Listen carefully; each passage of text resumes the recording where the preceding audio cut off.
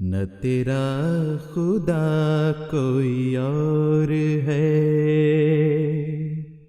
نہ میرا خدا کوئی اور ہے، یہ جو قسمتیں ہیں جدا جدا، یہ معاملہ کوئی اور ہے۔ ناظرین کرام، اس وقت آپ کی خدمت میں مفتی محمد سعید خان صاحب الندوہ ٹرسٹ اسلام آباد کے ایک لیکچر پر تبصرے کے سلسلہ وار پروگرام کے ساتھ حاضر خدمت ہیں۔ انہوں نے 5 مئی کو اپنے ایک لیکچر میں، جو قریباً 1 گھنٹے پر مشتمل تھا، یہ بعض سوالات اٹھائے ہیں جن کی وضاحت ضروری ہے۔ پہلا سوال انہوں نے یہ اٹھایا کہ 1974 میں جماعت احمدیہ کو غیر مسلم اقلیت قرار دیا گیا، مگر وہ یہ اس فیصلے کو مانتے نہیں، اس لیے اقلیتی کمیشن میں ان کی نمائندگی کے بارے میں ایک کنفیوژن ہے۔ بات یہ ہے کہ جماعت احمدیہ کو تو اس بارے میں کوئی کنفیوژن نہیں، کیونکہ ہم ایک کلمہ گو جماعت ہیں، لا الہ الا اللہ محمد الرسول اللہ پڑھنے والے اور اس کے قائل اور اس پر عمل کرنے والے، اور آن حضرت صلی اللہ علیہ وسلم کے خاتم النبیین ہونے پر یقین رکھتے ہیں۔ اس کے باوجود اگر ہمیں غیر مسلم اقلیت قرار دیا جاتا ہے تو یہ خود پاکستان کے 1973 کے آئین کے خلاف ہے، جس میں ہر شہری کو اس کے عقیدے کے اختیار کرنے اور اظہار کی مکمل آزادی دی گئی۔ لیکن اس کے باوجود جب یہ فیصلہ کر دیا گیا تو جماعت احمدیہ نے تو اسے قبول کر لیا، یہ کہتے ہوئے جو چاہے آپ کا حسن کرشمہ ساز کرے۔ اور جماعت احمدیہ کر بھی کیا سکتی تھی؟ اکثریت تو جیسا کہ مفتی صاحب نے بار بار فرمایا بھی کہ یہ چند ہزار ہیں، ان کے مقابل پر اکثریت کو کیسے چھوڑ دیا جائے؟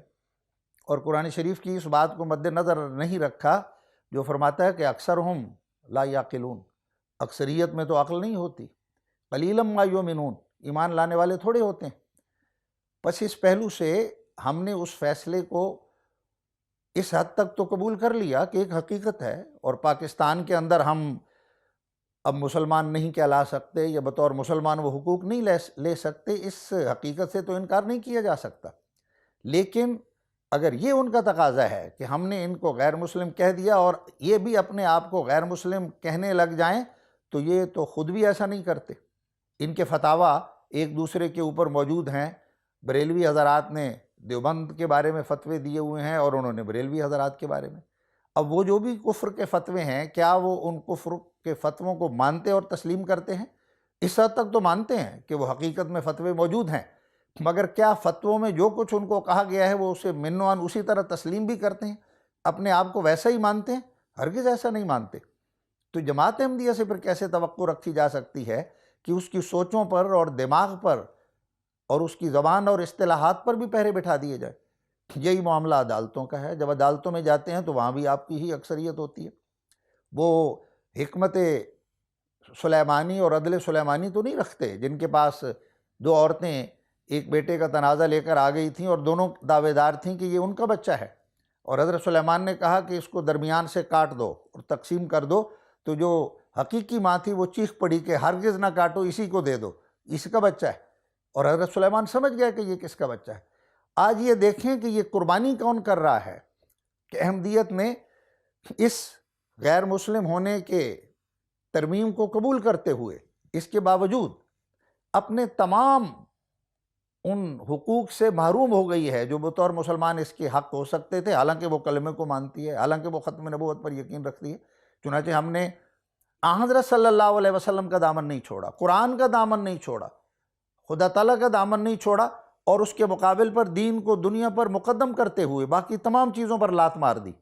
ہم نے کہا ہمیں غیر مسلم کہلوا کر قومی اسمبلی کی نشست بھی منظور نہیں، اور اسی طرح پر یہ اقلیتی کمیشن کی جو نمائندگی ہے، اس کو جو ایک بے اختیار سی نمائندگی ہے، اس کو جماعت احمدیہ نے نہ کبھی مطالبہ کیا اور نہ اس کو قبول کر سکتی ہے۔